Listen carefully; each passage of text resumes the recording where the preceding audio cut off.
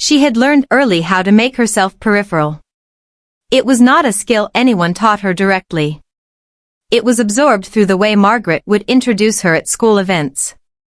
"This is Elaine. She's staying with us." Through the chair that was always slightly pulled back from the dinner table. Through the way the family photographs were cropped year after year to include 3 daughters and 2 parents and a clean white border where she might have stood, Elaine. 31 years old, employed quietly by the same family who had taken her in at age 3 and never once let that debt expire. She did not think of it as servitude. That word implied someone had made a decision. This was more like weather. Something that had always been the condition of the air around her in which she had simply learned to dress for. The Hartwell Foundation Gala was held at the Alderton Palace Ballroom, which was the kind of room that made people stand up straighter without understanding why. Chandeliers, marble, the specific silence of money that does not need to announce itself. Margaret had been invited through a business connection. Something to do with the Foundation's literacy initiative and the Hartwell family's import interests. She had worn the ivory column dress she saved for occasions that required being seen. Her daughters, Priya and Constance, wore cobalt and champagne respectively. They had debated this for 2 weeks. Elaine wore grey. No one had discussed it. Her role for the evening was unspoken but clear. Hold the clutch bag when Margaret needed both hands free. Remember where the car was parked. Locate the restroom before it was urgently needed and remain close enough to be useful without being close enough to require introduction. She was good at this. She had always been good at this. The king moved through the room the way experienced public figures do. Purposefully unhurried, generating warmth through eye contact rather than proximity. He was older than he appeared in photographs. There was something in his face that suggested a man who had spent decades watching people perform themselves for him and had grown tired of the theater. He reached the cluster near the east windows. His aide made the introduction. Margaret elevated immediately, shoulders back, voice softened to its company register. Priya and Constance smiled their practiced smiles. Elaine stepped back slightly. Habit. And then the king's gaze moved past Margaret, past both daughters, and settled, briefly, precisely, on Elaine's left wrist. She noticed him notice. That almost never happened. He said nothing for a moment, took a breath that was not quite a breath. Then, that scar, how did you come by it?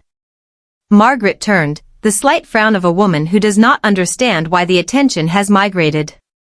She grew up with us. Margaret said, she works for the family. The king did not look at Margaret. He was still looking at Elaine. The scar was 7 centimeters long, slightly silvered with age, running along the inside of her left wrist from a kitchen accident at age 9. A pot pulled down from a high shelf she had been told to reach. No one had taken her to the hospital. Margaret had bandaged it herself and said she was lucky it wasn't worse. Elaine had stopped noticing it years ago. It had simply become part of her arm, the way all old things become invisible once they've stopped being urgent. What is your full name? The king asked. Elaine. Margaret began, really doesn't need to. I'd like to hear it from her, said pleasantly, without force, in the way that certain kinds of authority do not require raising a voice because the room already understands who is speaking. Margaret stopped.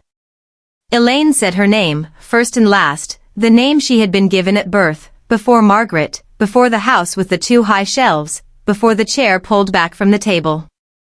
The king was quiet for exactly 3 seconds. She counted because she had learned to measure silences for what they contained. Then he said, will you excuse us for a moment, to no one in particular, which meant everyone, and took a small step to the side that created, without drama, a slight separation between Elaine and the Hartwells. What she learned in the following 4 minutes of quiet conversation was this: her mother had not abandoned her. Her mother had been young and frightened and had placed her with a family through a private arrangement that was supposed to be temporary. And then the arrangement had extended and somewhere in the extension the paperwork had become complicated and her mother had spent the better part of 2 decades working through channels that kept closing. Her mother, it turned out, worked for the Hartwell Foundation. Had worked for her for 11 years. Had filled out forms and made inquiries and been told repeatedly that the child had been placed with a loving family and was thriving and had eventually, 2 years ago, contacted the palace directly through the foundation's royal liaison, and the palace had opened a file and the file had included a photograph, and the photograph had been taken at a function very much like this one, and in the photograph, in the background, slightly out of focus but unmistakable, there was a young woman with a scar on her left wrist. The king passed her a card. His aide's direct line. He said someone would be in touch by Wednesday. He said, "I'm sorry it took this long." She did not cry. She had somewhere along the way misplaced the instinct. She returned to the family cluster. Margaret's expression was a question she did not know how to ask politely.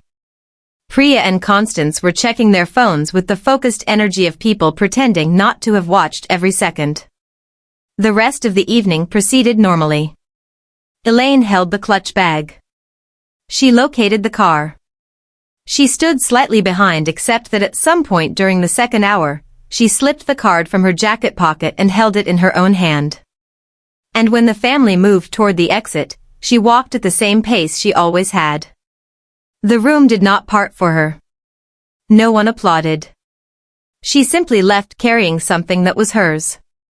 That was enough. That was in the end entirely enough.